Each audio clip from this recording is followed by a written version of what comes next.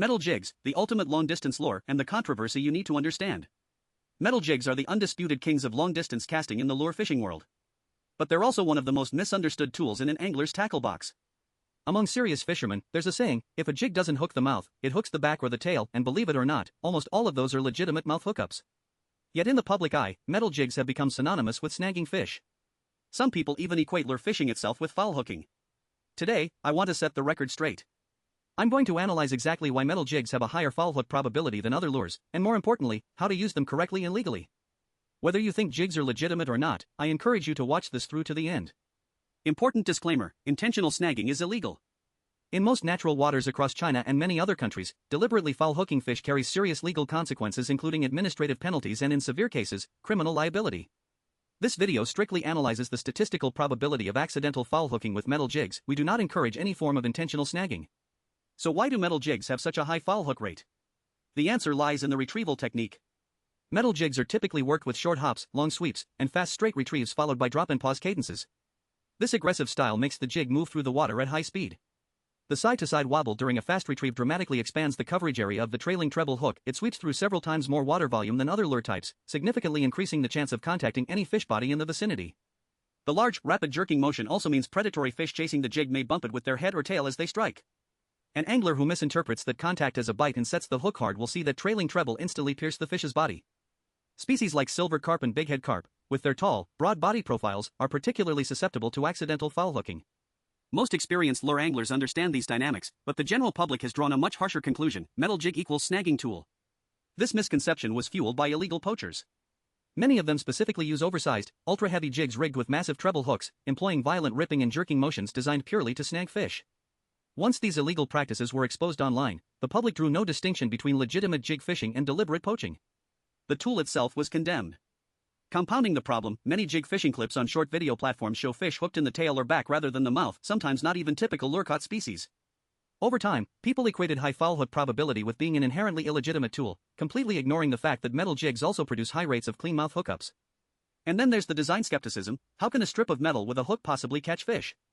Let me correct one misconception first: most jigs aren't iron. The vast majority are lead, with a small percentage made from tungsten or other alloys. The brilliance of the metal jig's minimalist design is that it perfectly targets the core instincts of predatory fish. By stripping away every unnecessary feature, it elevates 4 key attractant mechanisms to their maximum potential while putting complete control in the angler's hands, enabling full water column and all scenario adaptability. Predatory fish don't strike because your lure has a beautiful paint job or realistic scales. They hunt using vision, lateral line vibration, sound, and water pressure. The jig's simple construction maxes out all 4. Its compact, heavy body produces an erratic tumbling and wide side-to-side darting action during the flutter-fall and snap retrieve, perfectly mimicking a panicked, injured baitfish attempting to escape. The metallic flash in the water is equally critical. Even a fish dozens of meters away can detect that intermittent glint of light. For fish, the lateral line sensory input takes priority over vision.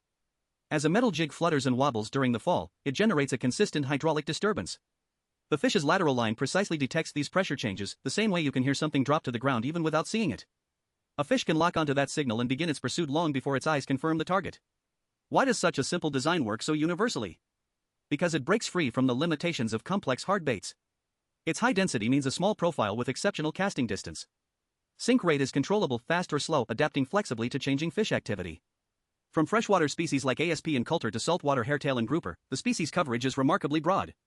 Even a complete beginner can make a metal jig produce natural, fish-attracting action just by casting out and using a simple straight retrieve with small hops. Yet expert anglers can exploit its sensitivity and response to precisely manipulate the action for specific conditions. The skill ceiling is incredibly high. So what about different jig types? If you're a beginner wondering which to choose, here's your guide. Micro jigs are ultra-thin-bodied, compact, and work best with delicate retrieves, slow rolling, small twitches, and flutter drops.